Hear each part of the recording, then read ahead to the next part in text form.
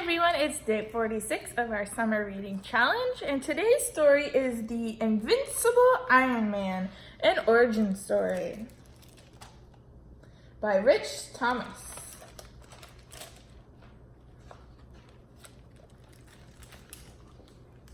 This is Tony Stark. Tony is usually as regular a guy as you or me, but with a lot more money. When Tony puts on his special armor, he becomes more powerful than most people. He even calls himself something different. The Invincible Iron Man. But Tony wasn't born a superhero. He hasn't always fought to protect people.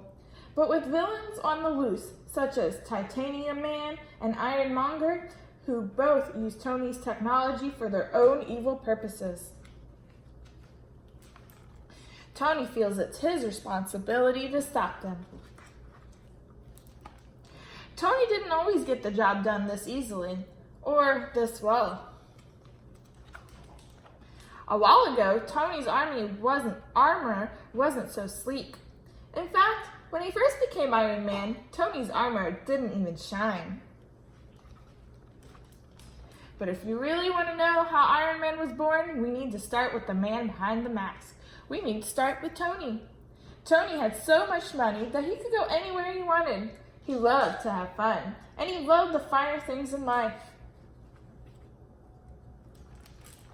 But Tony always worked hard. He was a brilliant inventor. He knew all sorts of things about science. He loved to work with magnetic fields. Using them, he created a powerful energy force that he called repulsor technology. The military was interested in Tony's work. In fact, it was in a secret army lab that Tony's life was forever changed. An enemy army had attacked and Tony was badly hurt. Since Tony was famous, he was recognized right away. The enemy knew all about his inventions. They tossed him in a prison room filled with electronic and mechanical equipment. They wanted him to create a mighty weapon for them. To make things worse, before the enemy left the tiny cell, they told Tony that his heart had been hurt in the blast. He did not have much longer to live.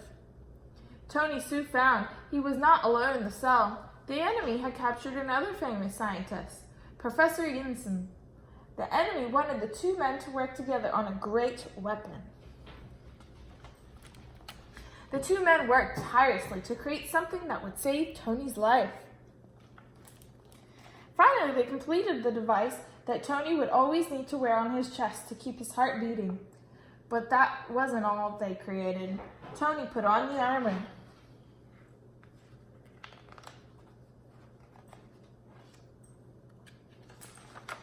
And proved that no walls could hold the Iron Man.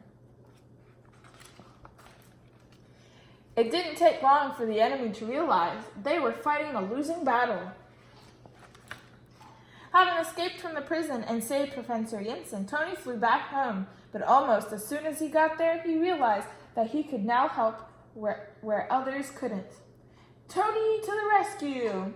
He was strong, unstoppable, frightening. Maybe a little too frightening. Tony had an idea. There, that was better. Almost better. Back to the drawing board. Tony thought that Iron Man needed something as smooth and stylish as Tony was. He needed to create a lighter suit. All he needed for his chest plate to remain attached so his heart would not stop beating. Everything else could be changed.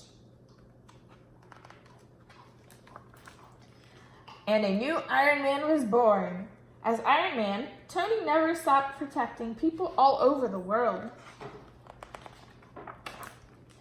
And when he's not fighting for justice as Iron Man,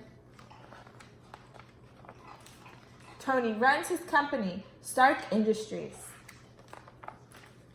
Stark Industries might need Tony to be a businessman, but with new villains attacking every day, the world needs Tony to be an Iron Man. The end. All right, see you guys all tomorrow.